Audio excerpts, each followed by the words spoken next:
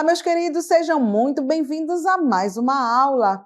Eu sou a professora Adriana Cabral, do Melhor Componente que é a História, e te convido a acompanhar comigo aí, o objeto da nossa aula de hoje.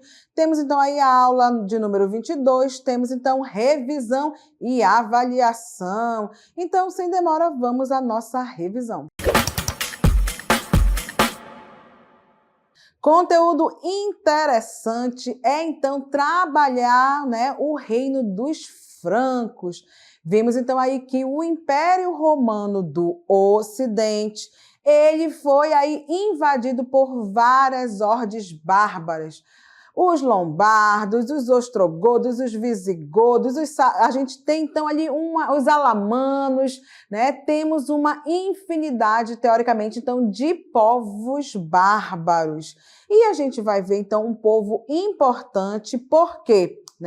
Porque eles vão ali adentrar então as fronteiras do Império Romano e se transformar, não é mesmo? Ali vai reunir então elementos germânicos juntamente com os romanos e aí, dá aí, o início então dessa Idade Média. Acompanhe com a gente, então eu estou falando de quem? Dos povos francos. Vamos lá, os francos no século III, temos aí vários povos germânicos, eles haviam se incorporado à sociedade romana. Este foi aí o caso dos francos, estabelecidos como federados no norte da Gália, atual França, desde o fim do século IV.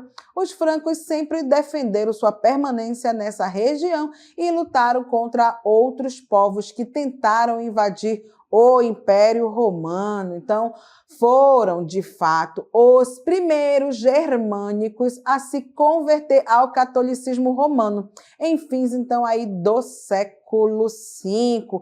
Trago para vocês, então, aí uma imagem, não é mesmo, dessa vasta extensão territorial que foi, então, aí o quê, Este império romano, ligado, então, aí aos francos, tá? Acompanha aí comigo nessa imagem. Temos, então, aí, olha só, o mapa, então, todo em verde, tá? Onde vocês têm aí esse reino, então, dos francos e a sua expansão. Então, nós temos ali na Austrásia, tá? O início, então, aí desse Império Franco e nessa outra parte verde mais clara, todo o processo, então, de expansão através do Clovis, através, então, do Carlos Magno, tá?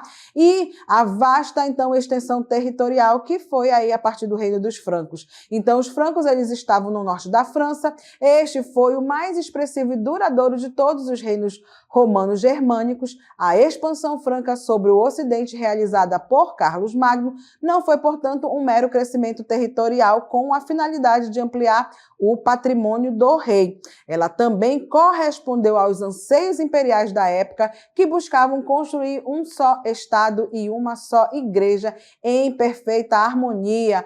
Os francos, então, aí vão fazer, então, o seu processo, então, de expansão e, claro, a partir do momento que a gente tem, então, esse processo de conversão ao cristianismo, nós temos também a cada uma das localidades aonde eles, fizerem aí, a tomada dessa localidade, eles já vão, então, ali fazendo também a expansão desta fé católica, tá? Então, por isso é a importância, então, desses francos para a cristandade. E mais além, eles vão combater todos os inimigos, então, ligados, a essa igreja, tá? Então, por isso, a importância desse império. Acompanhe comigo, vamos falar ali sobre o governo de Clovis, tá? Então, Clovis, ele foi o primeiro rei dos francos, reinou de 481 a 511, pertencia à dinastia merovingia por descender de Meroveu, seu avô. Em 486, Clovis converteu-se, então, ao cristianismo e iniciou um processo de expansão territorial pela região da Gália, distribuiu terras ao clero e à aristocracia. Então, durante o século VIII, houve problemas internos e a dinastia merovingia se enfraqueceu e o poder passou a ser exercido pelos majordomos, que eram quem? Os mordomos do palácio, que era um cargo principal da corte do reino franco.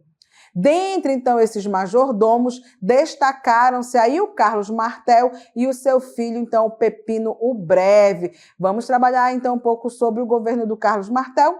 Carlos Martel, em 732, ele derrotou os muçulmanos na Batalha de Poitiers, ganhou prestígio como um verdadeiro salvador da cristandade. A vitória nesta batalha significou também o quê? Olha, essa parte ela é importante, guarda aí, o fim então da expansão islâmica na Europa. Lembra lá o que nós vimos, tá? A gente vai ver, então, que eles são quem? O salvador, então, da cristandade, tá? Seu filho, então, Pepino Breve, depois o último rei merovingio, em 751, o Papa, interessado em manter a aliança com o reino franco, apoiou o golpe de Pepino. Assim foi consolidado o Pacto Franco-Papal, ou seja, ele dá, então, poder, de certa forma, a essa nova dinastia, né, ligada aí, né, à figura, então, aí do Carlos Martel e, claro, do seu filho Pepino Breve.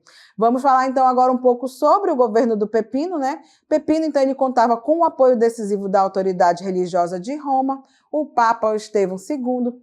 Com esse apoio, o rei Franco cedeu os territórios conquistados da luta contra os lombardos na Península Itálica ao Papa e tempos depois foram criados, então, os Estados Pontifícios em 756, que é, então, o atual Vaticano, tá? Então, essa parte é interessante, como eu falei para vocês, porque a expansão, então, além desse reino, né, dos francos se expandirem, a gente tem também, então, esse domínio aí da Igreja Católica a cada localidade que eles faziam o seu processo de expansão.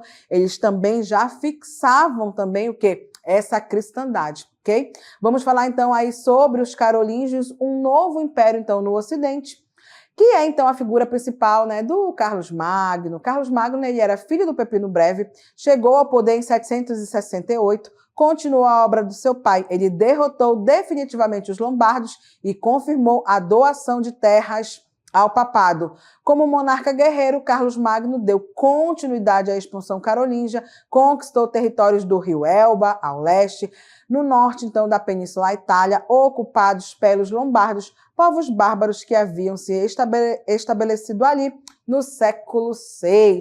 Então, essa parte que vocês têm aí, trago para vocês, então, aí um mapa, né, exatamente dessa expansão territorial que se transformou aí o Império Carolíngio, tá? Então, Carlos Magno, ele fortaleceu a unidade política do Reino Franco, cristianizando os povos recém-conquistados e colocou-se como defensor do papado. No Natal de 800, ele foi coroado pelo Papa Leão III como imperador dos romanos, título que não era utilizado desde a queda do último imperador romano, o Rômulo Augusto, em 476.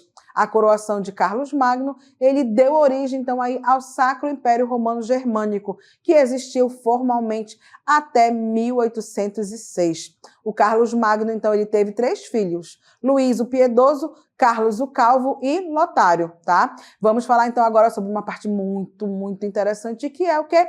O Renascimento Carolíngio, tá? Que é, então, aí o esplendor, né? Que vem aí através do Império, então, do Carlos Magno.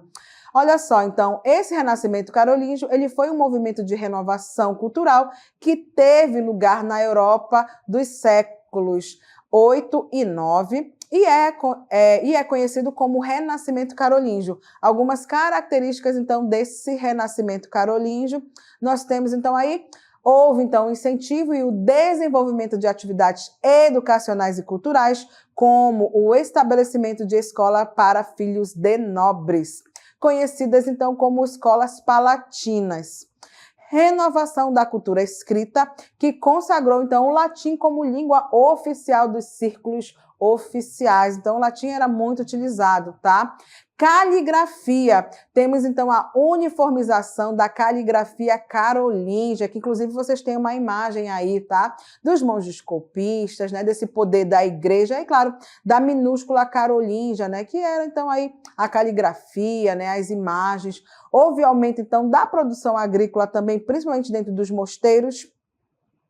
Houve um crescimento de atividades intelectuais nos mosteiros, que eram também conhecidos como os monastérios, tá? Que eram, então, aqueles padres que se dedicavam à vida religiosa dentro dos mosteiros, tá? E aí, um grande mosteiro que nós temos é exatamente a Ordem dos Beneditinos, que é fundada, então, nesse período, né, do Império Carolíngio, tá? Então, Bento de Núrcia deu origem à Ordem de São Bento, ou Ordem Beneditina. Bento de Núrcia escreveu, então, aí as regras de São Bento, tá? Um conjunto, então, de regras rígidas que regulamentavam a vida dos monges dentro dos monastérios. Essa regra, ela serviu de modelo para, né, ou como manual, né, para outras ordens também, tá? Fundadas, então, posteriormente. Os monges faziam cópias de livros da cultura greco-romana e, por isso, ficaram, então, aí conhecidos como monges copistas, tá? Muitos dos textos, então, da antiguidade, ligada lá aos gregos, ela é conhecida, inclusive, atualmente, porque esses monges copistas fizeram, então, várias cópias e aí eles enviavam para outros mosteiros.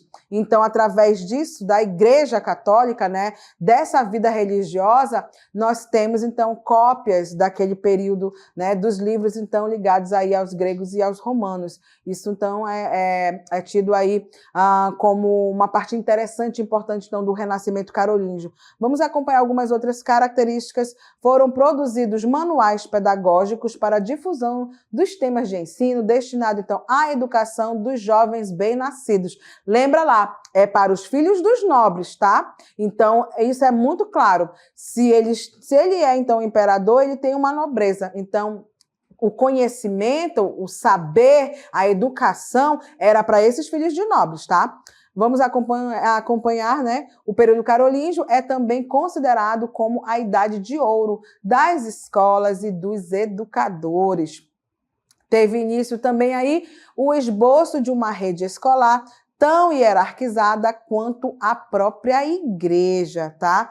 Os clérigos aprendiam a ler, escrever, cantar, aprendiam então aí o trivium, que era então o ensino da gramática, da dialética e retórica, e o quadrivium, que era então a aritmética, música, geometria e astronomia. Então percebam também que essa parte religiosa, eles cuidavam muito então dessa educação, tá? Existiam também escolas nos mosteiros, nas catedrais e nos palácios. E essa é uma parte interessante, por quê? Porque as escolas elas estavam muito atreladas também então à igreja. Por isso que era muito normal também naquele período o quê? Né? Ter a igreja e bem ao lado ali, né, uma escola, então, para os filhos dos nobres, tá? E lembrando sempre, é conhecido, então, essa parte do Império Carolíngio como a Idade do Ouro, tá? Por quê? Porque a gente tem, então, o poder da educação, lembrando também, dentro dos monastérios, uma vida religiosa também muito ligada à educação, então, desses monges, ok? Vamos, então, falar agora sobre a fragmentação, né, do Império Carolíngio. Por quê? Se a gente viu, então, esse esplendor ligado a esse renascimento carolíngio, não é mesmo? A essa preocupação, então, com a vida religiosa e, claro, com a educação dos nobres, a partir, então, a fragmentação do Império Carolíngio, ela vai se dar exatamente, então, com a morte do Carlos Magno, tá? Então, vamos acompanhar aí. Carlos Magno, ele morreu em 814.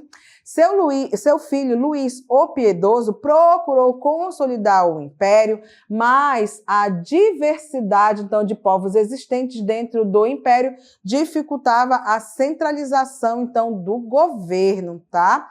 Luís o Piedoso, ele foi coroado imperador em 816 e continuou a renovação de seu pai, Carlos Magno. Próximo, então, à sua morte, Luís teve que enfrentar os próprios filhos, Lotário, Carlos e Luís, rebelados, disputando, então, o poder real. Então, olha só, perceba aí que ele já enfrenta, né, dificuldades, então, né, de organizar ali o quê? A administração, então, desse império, tá? Porque ele tá brigando, então, ali com os próprios filhos que já começam, então, a querer repartir, não é mesmo? O Império Carolíngio, tá? Então, a partir dessa fragmentação, a gente já vê aí certa crise, né, na finalização, então, deste império. Vamos acompanhar, olha só, após, então, a sua morte. Em 840, o território franco foi dividido entre seus 3 filhos pelo Tratado de Verdun, assinado em 843, tá? Então, olha só, acompanha aí comigo, vocês têm então no mapa, olha só, essa parte, né, mais vamos dizer, laranja, tá? É o reino, então, do Carlos, o Calvo. Em verde é aí o governo, então, aí, ou terras ligadas ao reino de Lotário. E a parte amarela aí, ela é, então, ligada ao rei, né, Luís, o Germânico. Então, né, a partir da assinatura, então, do Tratado de Verdun, é assim que vai ser dividido, então, o Império Carolíngio. E, claro, se a gente faz, então, essa divisão, é claro que a gente tem, então, aí, né, essa fragmentação, então, né, deste Império Carolíngio. E aí, o que que acontece? Se a gente assina, então, o tratado, novas ondas bárbaras, porque, lembra lá, se o Império, ele tá com problemas, sempre vai ter um povo ali querendo que aquelas terras tomar para si. Exatamente por isso, nós temos, então, na finalização, então, do Império Carolíngio, através, então, do Tratado de Verdun, outros povos bárbaros começando, então, aí, né, a novamente adentrar, então, as fronteiras e querer brigar por essas terras. Acompanhe comigo, olha só. Permitiu, então, assim, né, que os nobres, condes, marqueses, conquistassem autonomia para governar suas terras. Isso faz parte, então, da crise, né? Se eu não consigo administrar, então, a minha localidade, os nobres também, eles vão brigar. Por quê? Porque eles também querem poder, eles também querem administrar, então, aí, as suas vilas, seus condados. E, claro, como eu falei para vocês, século, então, ali ligado ao século IX, a gente vai ver ali as novas ondas, então, de invasões bárbaras. Acompanhem comigo. Os séculos 9 e 10 foram de novas ondas de invasões bárbaras. Os ataques provocaram o colapso de autoridades políticas dos reis, tá? Então, guarda aí na tua memória, vikings, magiares e sarracenos são aí as novas ordens bárbaras que começam, então, aí a chegar. Inclusive, tá aqui, né, os vikings, daqui, então, do reino islâmico, saem os magiares, tá? E aqui da Hungria nós temos, então, aí, né, os sarracenos. Então, a gente tem aí o Ocidente adquiriu as características que iriam marcar boa parte, então, da Idade Média.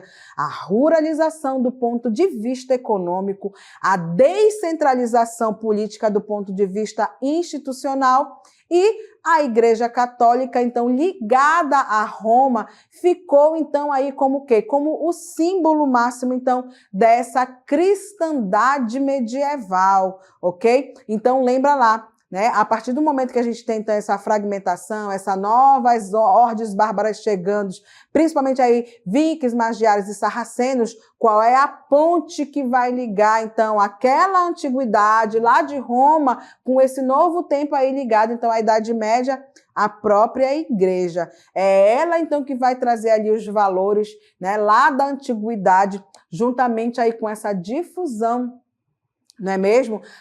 Do Império Carolíngio, que apesar, então, de ter, né, acabado com umas certas crises, mas deixou um legado importante, porque a cada localidade fizeram aí a expansão, então, aí, né, desta fé católica, tá? Então, guardem aí nas vossas memórias a importância, então, desse Império Carolíngio, não é mesmo? E, claro, nessa finalização através de crises, tá?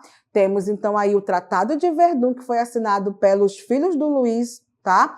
E temos, então, aí a nova entrada, então, dos povos bárbaros, vikings, magiares e sarracenos. E assim, então, né, eu encerro a nossa revisão.